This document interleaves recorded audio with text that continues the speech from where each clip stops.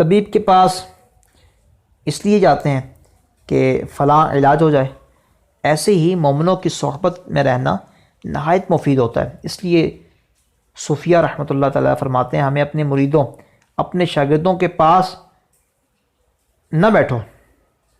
فرماتے ہیں کہ ہمیشہ اپنے مریدوں اور اپنے شاگردوں کے پاس نہ بیٹھو جو ہر وقت تمہاری تعریفیں ہی کرتے رہیں،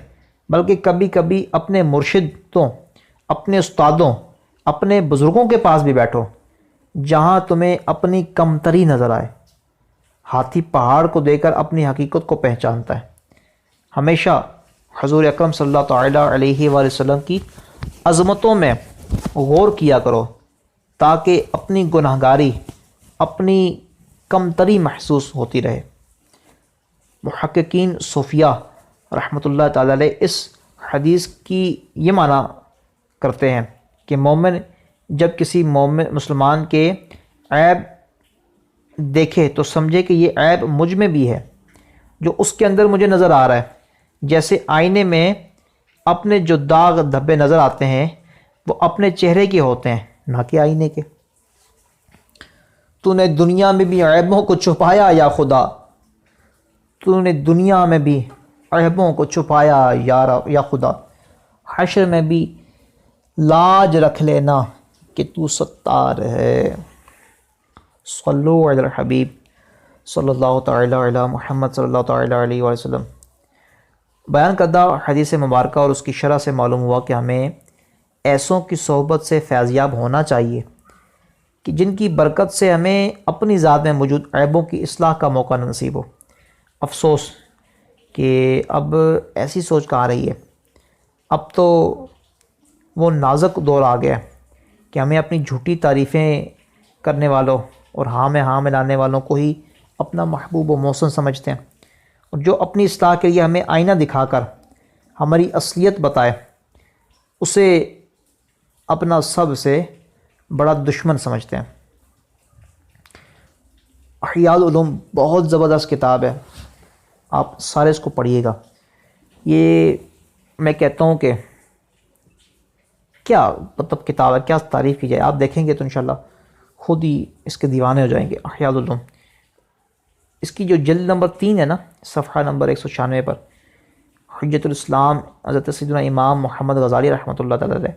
فرماتے ہیں دیندار لوگوں کی یہ خواہش ہوا کرتی تھی کہ وہ دوسروں کے بتانے سے اپنے عیوب پر مطلع ہوں، لیکن اب ایسا دور آ گیا ہے کہ ہمیں نصیحت کرنے اور ہمارے عیبوں پر مطلع کرنے والا ہمیں سب سے زیادہ ناپسندیدہ معلوم ہوتا ہے، اور یہ بات ایمان کی کمزوری کی علامت ہے۔ برے اخلاق ڈسنے والے سانپ اور بچھو ہیں، اور ہمیں کوئی یہ بتائے ہمارے کپڑے کے نیچے بچھو ہے تو ہم خوش ہو کر اس کا احسان ماننے والے ہو جاتے ہیں اور بچھو کو اپنے سے دور کر کے مار دیتے ہیں، حالانکہ بچھو کا زہر صرف بدن تک محدود ہے اور اس کی تکلیف 1 یا 2 دن تک رہتی ہے، جبکہ برے اخلاق کے زہر کا اثر ہمارے ضمیر پر ہوتا ہے، اور اس بات کا خوف ہوتا ہے کہ مرنے کے بعد ہمیشہ یہ مدتوں اس کا اثر باقی رہے۔ اب حالت یہ ہے کہ کوئی ہمیں ہمارے عیوب پر مطلع کرے تو ہمیں یہ سن کر خوشی نہیں ہوتی، اور نہ ہی ہم اس کے کہنے پر ان عیوب کو دور کرنے کی کوشش کرتے ہیں، بلکہ ہم نصیحت کرنے والے کو تنقید کا نشانہ بناتے ہیں اور اسے کہتے ہیں کہ تم بھی تو فلاں کام کرتے ہو، تمہیں بھی تو فلاں عیب ہے۔ بہرحال اس بات میں کوئی شک نہیں کہ حاکم ہو یا محکوم، سیٹھ ہو یا نوکر، افسر ہو یا مزدور، ڈاکٹر ہو یا مریض، ٹھیکیدار ہو یا مستری، استاد ہو یا طالب علم، بھابھی ہو یا دیورانی، ساس ہو یا بہو، الغرض عیب جوئی کی اس منحوس بیماری نے ہر طبقے میں اپنا پنجہ گاڑا ہوا ہے۔ انسان جب کسی کی پولیں کمزوریاں کھولنے پر آ جاتا ہے تو وہ اخلاقیات کی تمام حدیں پار کر ڈالتا ہے، اور خونی رشتے بھی اس کی نظر میں بے قدر و قیمت ہو جاتے ہیں، حتیٰ کہ کبھی کبھار ایسی بدبختی غالب آ جاتی ہے کہ ہدایت کے روشن تاروں یعنی صحابہ کرام علیہم رضوان جیسی مقدس ہستیوں پر بھی طعن و تشنیع کرنے میں مبتلا ہو جاتے ہیں، اور ان کی پاکیزہ شخصیات بھی اس بد نصیب کو معاذ اللہ عیب دار نظر آنے لگتی ہیں۔ ایسوں کو اللہ عز و جل کی خفیہ تدبیر سے ڈر جانا چاہیے، کیونکہ صحابہ کرام علیہم رضوان کی شان میں گستاخی کرنے والا دنیا میں بھی ذلت کا مزہ چکھتا ہے، اور مرنے کے بعد بھی ذلت تو خواری اس کا مقدر بن جاتی ہے۔ دو جہاں کے تاجور سلطان بحر بر صلی اللہ تعالیٰ علیہ وآلہ وسلم نے ارشاد فرمایا، میرے صحابہ کے بارے میں اللہ عز و جل سے ڈرو، میرے بعد انہیں تنقید کا نشانہ نہ بنانا۔ جس نے ان سے محبت رکھی تو اس نے میری محبت کے سبب ان سے محبت رکھی، اور جس نے ان سے بغض رکھا تو اس نے مجھ سے بغض کے سبب ان سے بغض رکھا، اور جس نے انہیں اذیت دی اس نے مجھے اذیت دی، اور جس نے مجھے اذیت دی اس نے اللہ عز و جل کو اذیت دی، اور قریب ہے کہ اللہ اس کی پکڑ فرما لے۔ ترمذی میں یہ حدیث مبارکہ موجود ہے۔ آئیے اب میں آپ کے سامنے صحابہ کرام علیہم رضوان کی شان میں عیب تلاش کرنے والے ایک بد نصیب شخص کا عبرتناک انجام بتاتا ہوں۔ حضرت سیدنا امام جلال الدین سیوطی شافعی رحمۃ اللہ تعالی علیہ نقل فرماتے ہیں کہ ایک بزرگ رحمۃ اللہ تعالی نے فرمایا، میرا ایک پڑوسی گمراہی کی باتیں کیا کرتا تھا، اس کے مرنے کے بعد میں نے اسے خواب میں دیکھا تو وہ کانا تھا۔ میں نے پوچھا یہ کیا معاملہ ہے؟ جواب دیا، میں صحابہ کرام علیہم رضوان کی شان میں عیب نکالے تو اللہ عز و جل نے مجھے عیب دار کر دیا۔ یہ کہہ کر اس نے اپنی پھوٹی ہوئی آنکھ پر ہاتھ رکھ لیا۔ محفوظ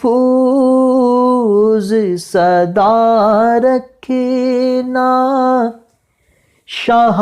بے ادبوں سے، محفوظ صدا رکھنا شاہ بے ادبوں سے، اور مجھ سے بھی سرزد نہ کبھی بے ادبی ہو، اور مجھ سے بھی سرزد نہ کبھی بے ادبی ہو۔ آمین۔ بیان کردہ واقعہ سے جہاں ہمیں صحابہ کرام علیہم رضوان کی شان و عظمت کا پتہ چلا، وہیں یہ بھی سیکھنے کو ملا کہ اگر زبان کو آزاد چھوڑ دیا جائے تو بعض اوقات یہ عیب جوئی میں اس خطرناک حد تک بے قابو ہو جاتی ہے کہ اللہ والوں کی شان میں بھی بک بک کرنے لگتی ہے۔ لہٰذا اسے قابو میں رکھنا انتہائی ضروری ہے، ورنہ کہیں ایسا نہ ہو کہ یہی زبان ہمیں روز محشر ذلیل و رسوا کر کے رکھ دے۔ جیسا کہ ایک بزرگ رحمۃ اللہ تعالی علیہ بیان فرماتے ہیں، زبان ایک درندے کی طرح ہے، اگر تم اسے باندھ کر نہیں رکھو گے تو یہ تمہاری دشمن بن جائے گی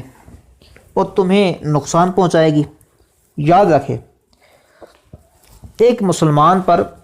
حق ہے کہ وہ نہ تو کسی کو گالی دے،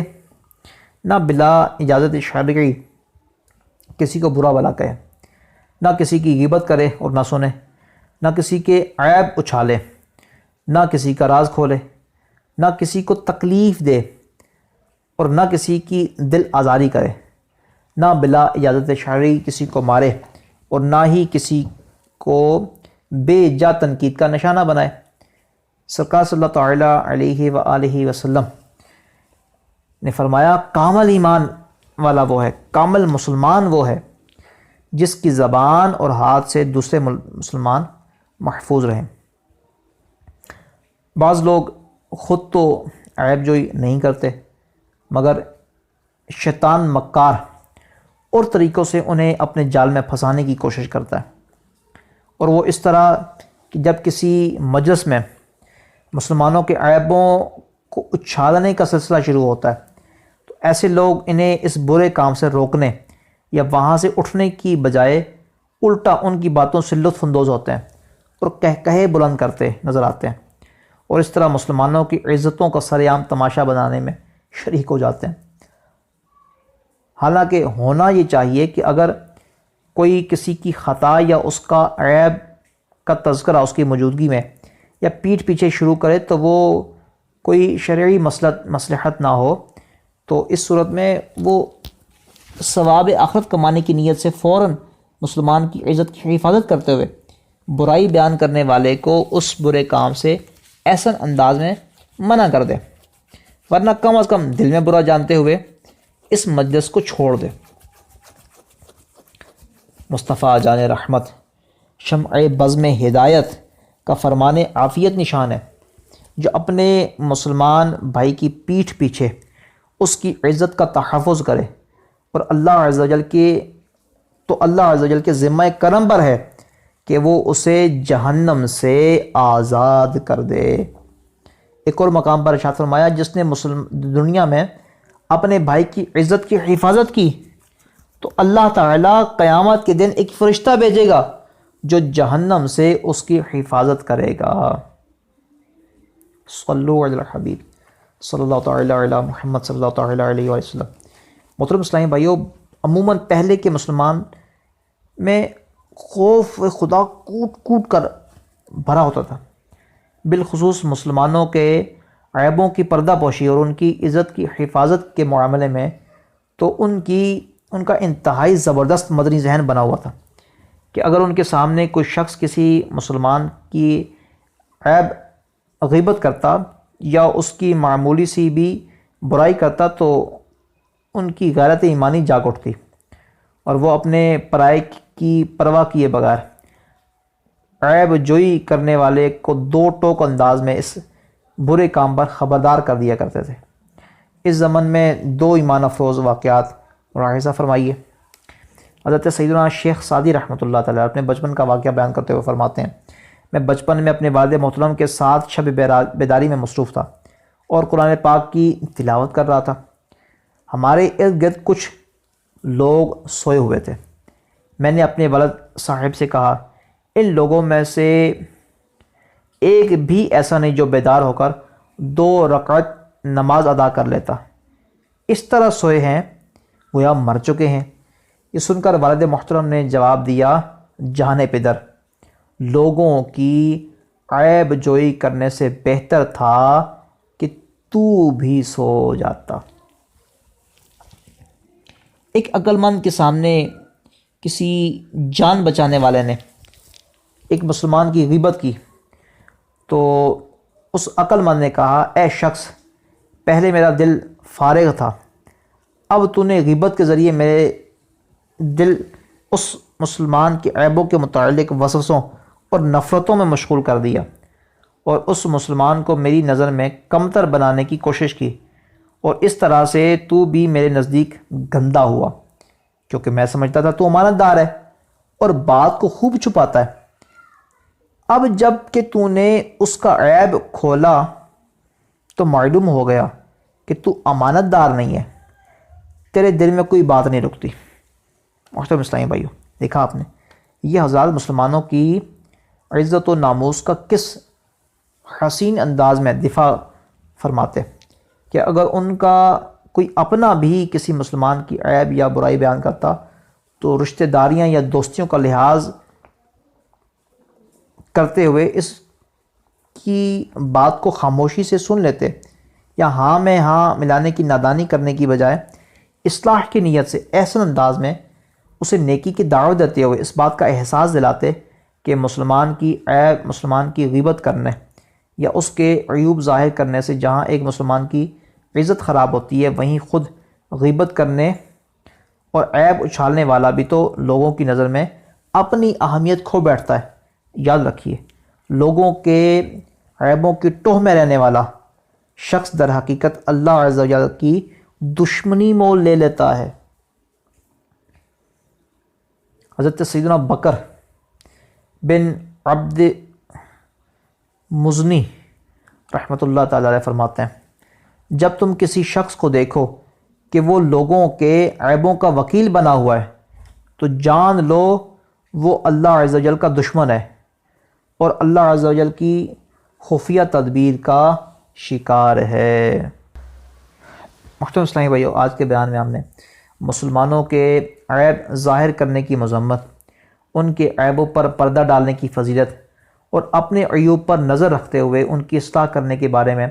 قرآن و حدیث کے ارشادات اور بزرگ گھر بیٹھے بہترین نعت خوان بننے کا موقع، آن لائن نعت کورسز جن میں 50,000 لکھی ہوئی نعتیں، 5,000 نعتیں، 100 سے زائد درود و سلام، 9 مختلف زبانوں پر مشتمل نعتیں، 300 سے زیادہ لیکچرز اور اسباق اور بہت کچھ شامل ہے۔ مزید معلومات کے لیے دیے گئے نمبر پر رابطہ فرمائیں۔ یا نور الہدی السلام علیک یا نور الہدی السلام علیک۔